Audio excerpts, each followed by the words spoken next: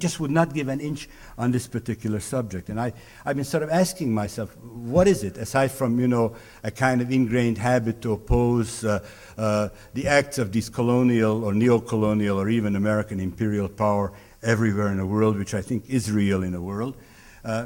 Is there something theoretical? Is there some kind of serious issue at stake that they could not see this matter? Because after all, I mean, it is a hideous dictatorship. To get rid of Saddam in itself is a good thing. How can, one not see that, or Idi Amin for that matter, or Pol Pot in the case of the Vietnamese?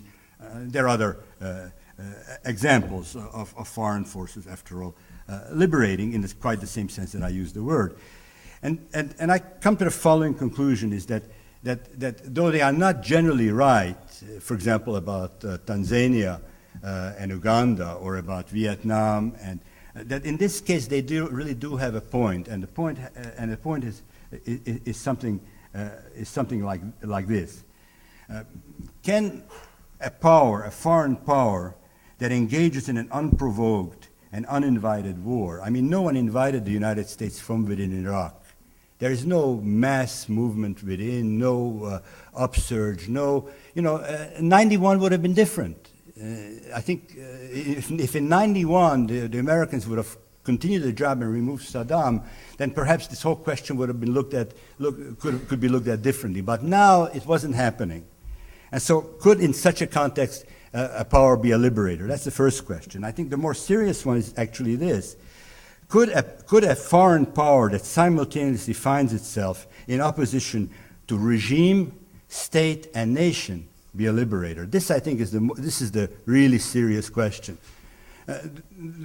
Certainly, the removal of the regime is liberation, but that's an abstraction, because if one also destroys the state, which in Iraq is actually the carrier of Iraqi nationality, not for the Kurds, but for the Iraqi Arabs, then is that, from the point of view of Iraqi Arabs, a liberation? Think about the Ayatollah Sistani, who at one point of this adventure was my hero. The Ayatollah Sistani was liberated by all reasonable criteria in March or April, whenever the American troops got to, well, he was in Najaf, so they got to Najaf already earlier than the liberation of Baghdad. I still use the word liberation, you see. Well, the Ayatollah Sistani will not see an American.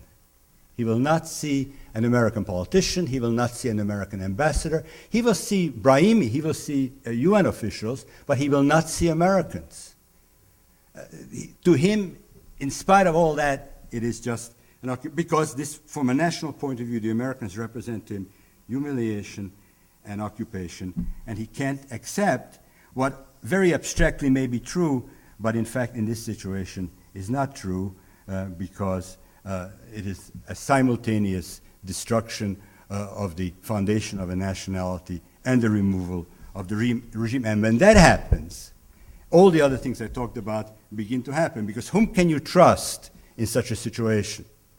Whom can you trust in such a situation? Well, only those whose nation who is not threatened in this setting, and that's just the Kurds. So who are you going to favor in every single part of the political process but those who are really on your side wholeheartedly? And so the Kurds, who, I know, Christopher has a long history with them, and I think one can admire the whole history and plight of the Kurds and all the rest, so I don't want to say anything negative. But in this situation, the bargain that was given to the Kurds made the solution of the constitutional problem in Iraq absolutely impossible. But the Americans gave that deal to the Kurds because the Kurds were the only ones they could trust, because the Kurds were the only ones that they actually liberated. Thank you very much.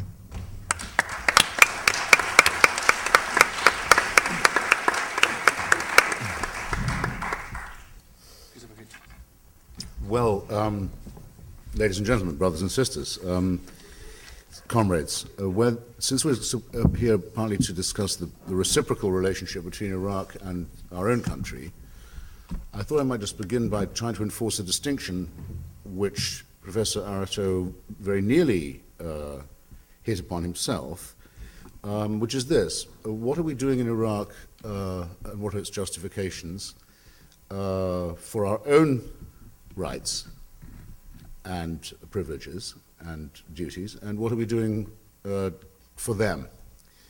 And how do these rights arise? And how should they be distinguished?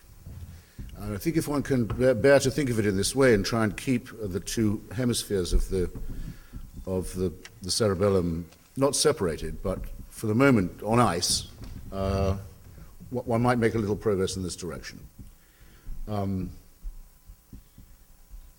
Suppose it was true, as many people shouted at me from audiences, to my astonishment, in the run-up to the war, that Saddam Hussein had been elected, was the popular choice of the Iraqi people. You must remember that unique in the annals, even I think of Joseph Stalin's referendum on the integration of Lithuania into the Soviet Union, it was not claimed that 100% of the people had voted, nor that 100% of them had all voted the same way. I believe Saddam Hussein is the only one to have claimed in the early 2003, with people voting, if you remember, in their own blood, that 100% had turned out and 100% had all voted the same way to make him, confirm him as president for life. I'll dwell on this point just for a second, if I may, for its implications.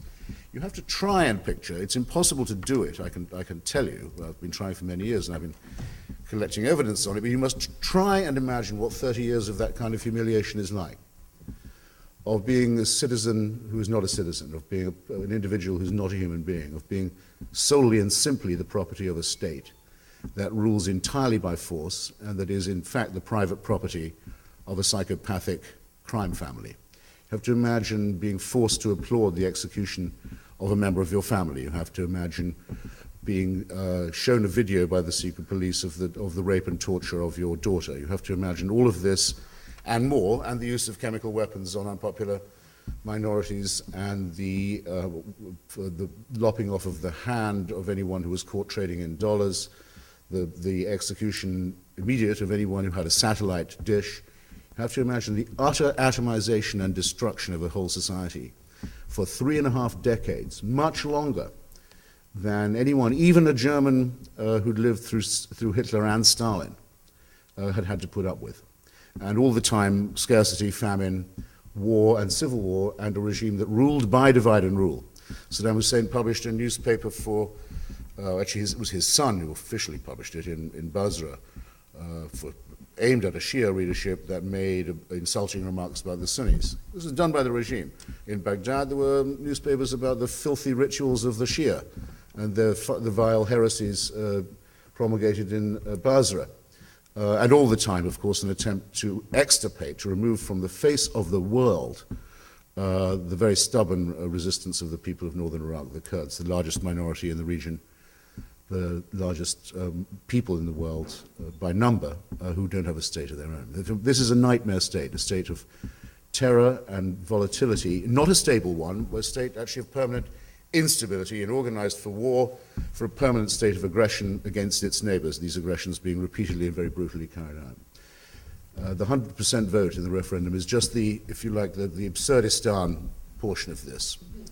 The badge and symbol. Those Iraqis who you saw doing it were really doing it. They actually did have to go out and sign in their own blood. It was not enough for them to agree.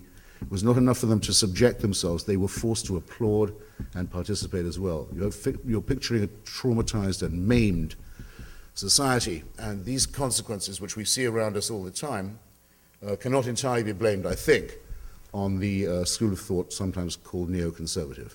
Right? They didn't do this to the Iraqi people. That should be made very plain at the start.